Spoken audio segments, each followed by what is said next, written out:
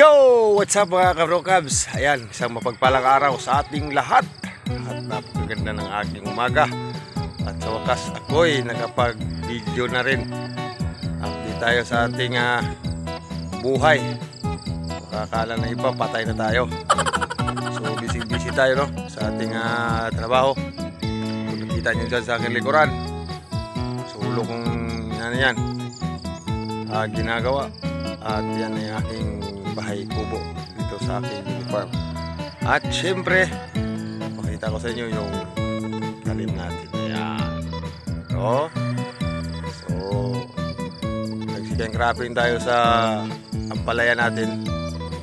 Bali 250 ka puno yung natira kasi marami na namamatay. Gawa ng grabe ang init dito sa amin. Init, tapos ngayon sa gabi grabe ang ginaw, no? Climate change na talaga. So sa araw nito is ituturo ko sa inyo yung pag-aalaga ko sa aking way naman, no? Sa pamamaraan ko sa aking pag-aalaga para tumitibay at maganda yung puno ng ating ampalaya. So bago yan, shoutout ko muna ang lahat ng ating mga subscribers, mga viewers, sa lahat ng mga solid supporters na hindi nag-skip ads. Maraming salamat po sa inyo. Shoutout kay Kats TV, Kataday TV, Idol Jabber Sniper, saka kay Ninang Flores Susupuba at Idol Kakusa TV. Magandang araw po sa inyo lahat. Ingat kayo dyan kung nasaan man kayo. So hindi na tayo magpatupik-tupik pa. Let's go. Bali, ito yung ampalaya natin. Yan. Marami tayong itatanim dito ngayon. Hindi pa lang ito ang area na ating nalilinis, no? Bali, yung sa atep dito yung kulang, isa na lang. So ito, lahat ng ito ako lang ang gumagawa, kaya di ako nakapag-video dahil nakakaano, kumbaga sa amin malangay ba sa Bisaya, maantala, malangay sa amin. So sa pag-aalaga ko, aking ways naman, ganito sa akin. Bali, yung ginagawa ko para tumibay yung puno, ito, nagway ako dito.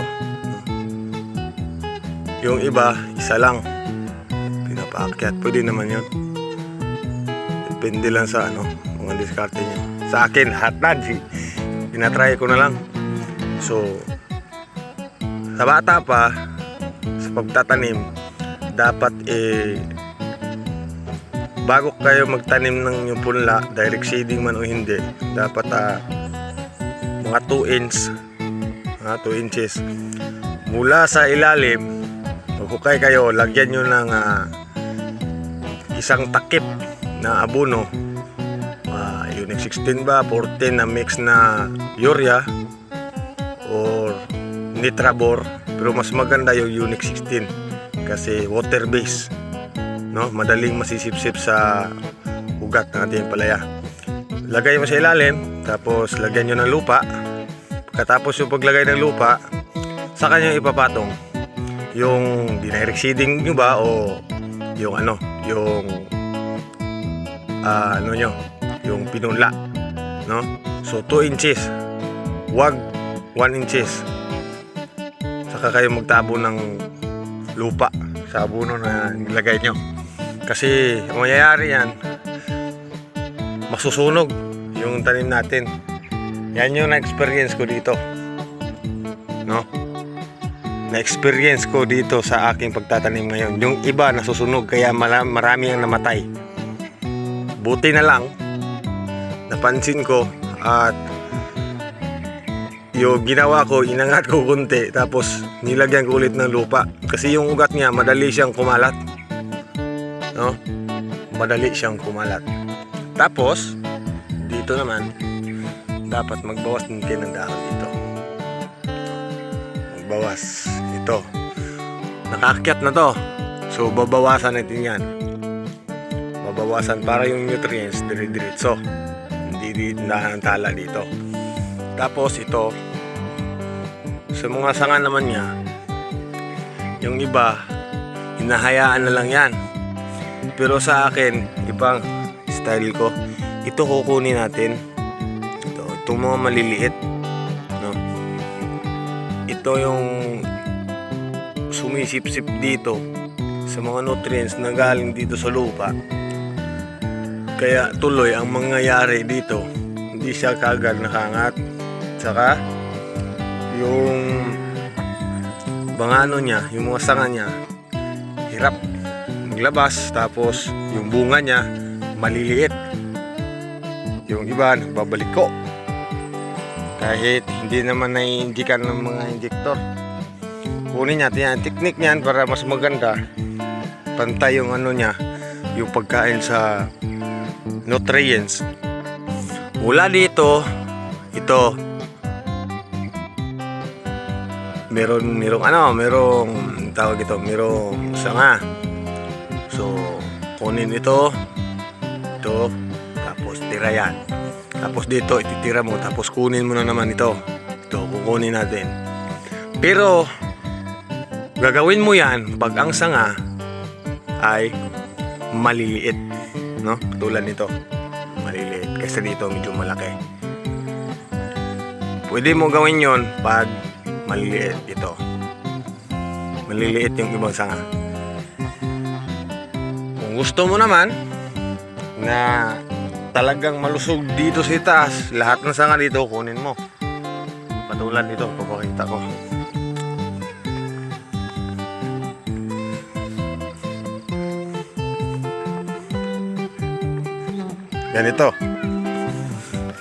Ganito. Mula dito sa baba hanggang dito, kinukuha ko lahat. Bali doon, yung unang pinakita ko, maganda yon sa mga sa mga lowland, no? Pero sa upland, wala. Hindi pwede yun. Kasi nga, matakaw ito sa tubig. No? Matakaw ito sa tubig. Dapat araw-araw nagdidilig. So doon, meron pa akong papakita sa unahan. Shoutout kay Bibi Jazz. Uy! Naghatid ng kape. Mag-hi ka! Butang lang na dito. Thank you. Kuya, huwag mong kagajakit. Huwag kagajakit. Ubo ka. Dapat gajakit ka. Awa. Pwede. Tapos dito naman, hanggang baywang to sa akin. Ito. Hanggang baywang to. Yung sukat niya. Hanggang baywang to, diba? Baywang. So ito namang style nito,